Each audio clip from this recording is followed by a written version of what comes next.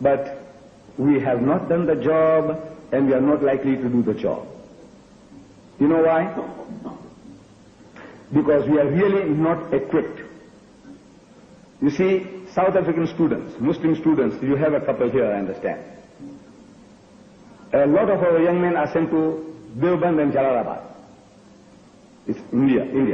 Deoband and Jalalabad. They become alims. Some of them we send them to Rawalpindi. There is an institution there to become alims. About these South African Muslim students in Jalalabad and Deoband, I have been reading the annual meeting reports. And in the reports I've been reading again and again that the students are passing resolutions that when we return to Africa, we will propagate Islam.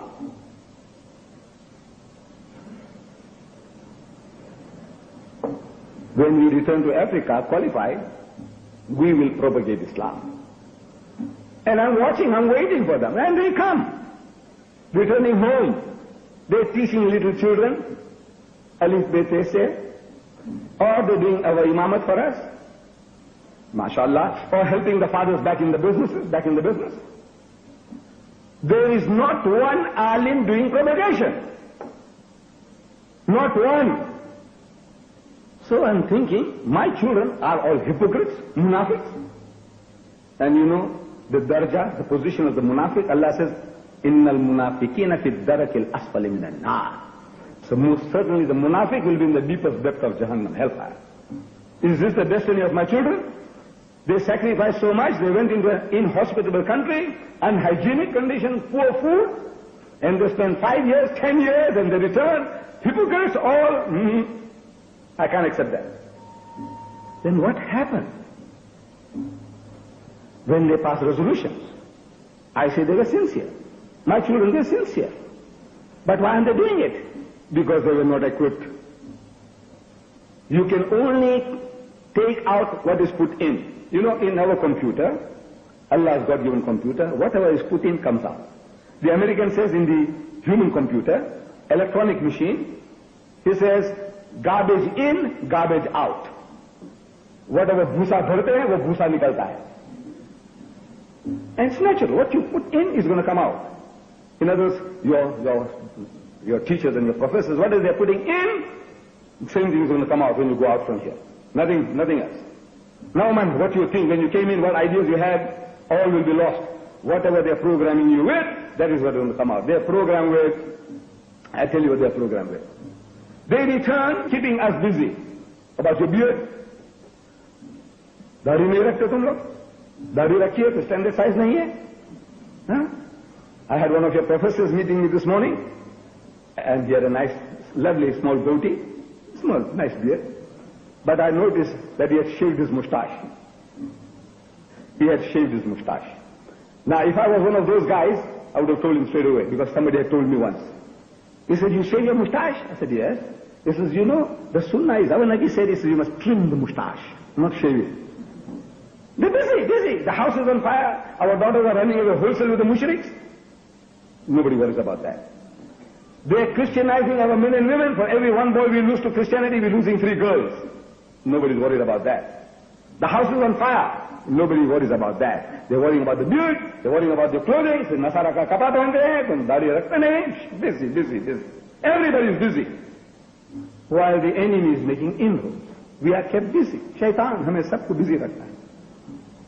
In India, saying, I said, look man, propagate the faith. This is hamara ठिकाना nahi hai. We are not perfect. I'm asking, when will you be perfect? Will you ever be perfect?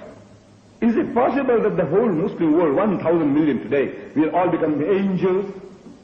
Masoom sab ban jayenge, namazi ban jayenge, daadi wale ban jayenge sab. Can you imagine such a situation? When you become that angelic, you know, Allah won't need you anymore, I'm telling you. He'll wipe you out. Look, he's got plenty of angels. Doesn't he? Subhanallah karne wale bahut hai. Angels by the millions. But he needs you. I said, look, he needs you as you are. That you fall.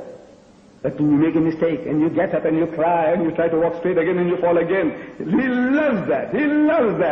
He wants you to be that. Otherwise, angels, he's made them enough. So, hamara ठिकाना nahi hai. I'm asking, तुम्हारा ठिकाना कब होगा? When will you be perfect? Is there a single man who can tell you that is perfect? The greatest man you consider, this will be the greatest, the most spiritualistic, Sufistic, हमारे पीर साहब. Catch your पीर साहब and ask him. He says, पीर साहब, are you perfect? He says, नहीं, हम गुनहगार हैं, हम ऐसे हैं, वैसे हैं. This is humility. But if he says yes, he's big shaitan. Whoever says yes, I'm perfect, he's big shaitan. So the man in humility, हम तो बहुत गुनहगार हैं, ऐसे, अल्लाह हमारे ऊपर रहम करे. So when will you be perfect? When will you start? They're waiting for perfection. हमारा ठिकाना नहीं. I said, look in South Africa, in my own country now. I said, you know, the Muslim,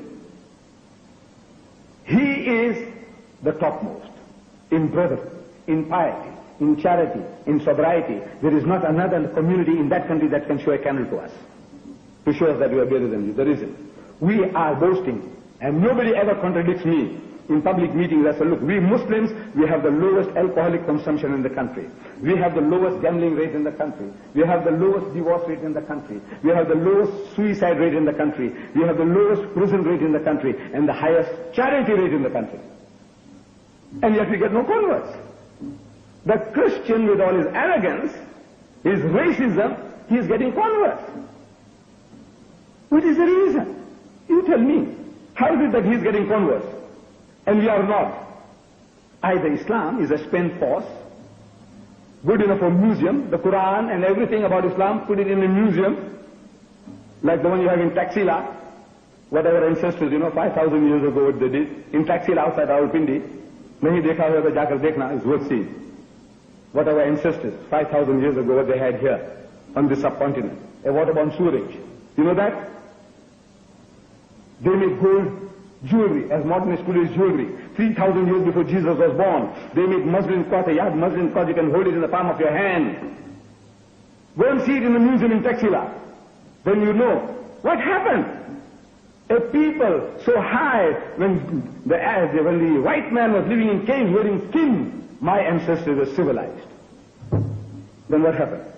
The same neglect, shirk, mushriks. Allah brought them down to that level. You and I, nobody is exempt. His law is eternal. For all times, in Pakistan, talking about India, we can laugh at them now. The fools are not seeing that the solution to the problem is change the untouchables. Accept them, bring them in. No, we are busy with you. Ke Musalman ko Musalman karo.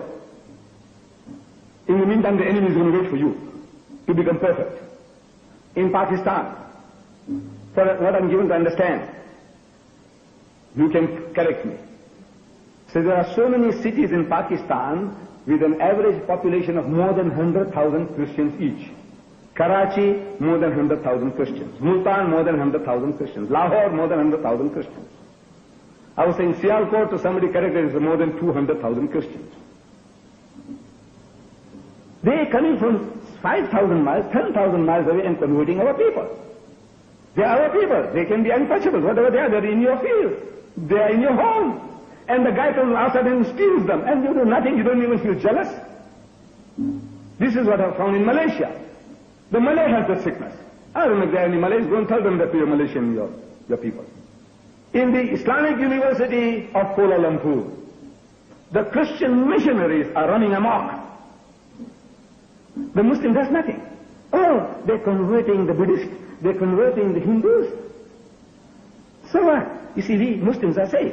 Because if a Malay becomes murtad, he loses his nationality. So now the government is saving you. It's not your deen, it's not your iman, it's not your thinking. It's the government is saving you by threat that you won't be a Pakistani. If you become a Christian, finish.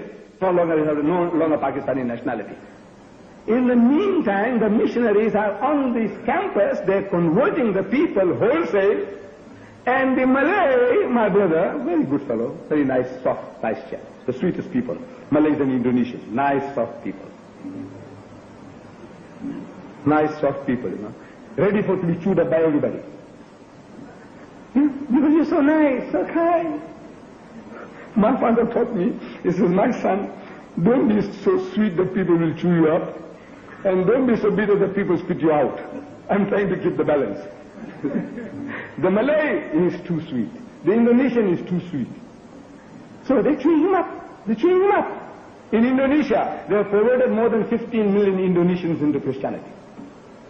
And by the turn of the century, they want to make Indonesia a Christian nation. And every sign shows that they will succeed, the Christians.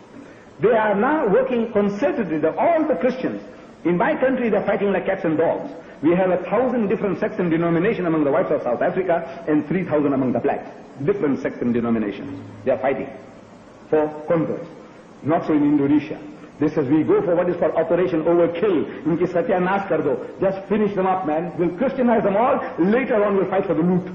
You whether bring them into Roman Catholics or as Jehovah's Witnesses, we'll fight later. Now, time is wipe them out. And things are working. In Pakistan, we said, look, we are so far, we haven't lost a Khan yet, and we haven't lost a such and such, we haven't lost a Deedat yet. Is that consolation? These are achuts. These achuts no longer will remain achuts. They won't be achuts all the time. They're getting education, and they have a right to demand equality according to the percentage of the people here in government. You say no, you are unjust. You have to be fair to people. We want that in Hindustan. We say, look man, we are not in the army, we are not in the police force, we don't get government jobs. We have a right, we are so many percent of the people, at least that percentage we should be given opportunity. We are asking, and we think it's right to ask that. Won't they have the same right? They would have the same right. A potential fifth column. So what you do? Go and kill them? No. Force them back into Islam? Do into Islam? Says no, Allah says, like Rafiddin. What do you do? I said, what about you? Why aren't you converting them? They are in your field. They are in your yard. They are in your home, in your homeland. Why aren't you converting them? The jail hai, chamar hai. I said, now, when Allah does yastabdil qawman ghayrakum, I said, He puts upon you a people that you look down upon most. They are going to rule you. How? I don't know. How 10% of the people can rule you, 10%. You don't need 80%, 90%. Look at the countries in Africa, Muslim countries, Muslim majority nations, ruled by Christians. Tanzania, 85% Muslim, ruled by Christians. Tanzania in the University of Dar es Salaam, a nation is 85% Muslim, only 5% are in the university. Why? Are they all embassies, lunatics, Muslims got no brains? What is happening? No, there is a policy. They'll make you to fit into the condition of becoming sweepers yourself. And through education and learning, they will be there. They'll be your ministers in parliament. They will be there. You can't say no. This is a democratic country. Our constitution enshrines freedom of religion, by all means. But what are you doing? Now this is for you, my children, at the university. You are the future leaders of this nation. I don't know, we have wasted 40 years already. 40 years have gone, I tell you, down. The water has flown and we have done nothing. The elders have done nothing. It is for you now to think and plan what is wrong with us. How is it that we can't do what the Christian can do? How is it that he is dedicated? He can leave his heart and home, his comfortable homes in England and America, and come along in these unhygienic conditions in the villages. Eating dust, smoke in the eyes, flies buzzing around him. How can he do it? How can he, 79 refugee Christian missions there around Peshawar, and we have only 9. What is it that motivates them? How is it that Islam can't motivate us? What is it? This is the message I leave with you, my dear children, that look, heed the warning. Allah says, يَسْتَبْدِلْ قَوْمًا غَيْرَكُمْ. He will substitute in your place another people. ثُمَّ لَا يَكُونُوا أَمْثَالَكُمْ. And they won't be like you. Jazakallah for this opportunity of talking to you all.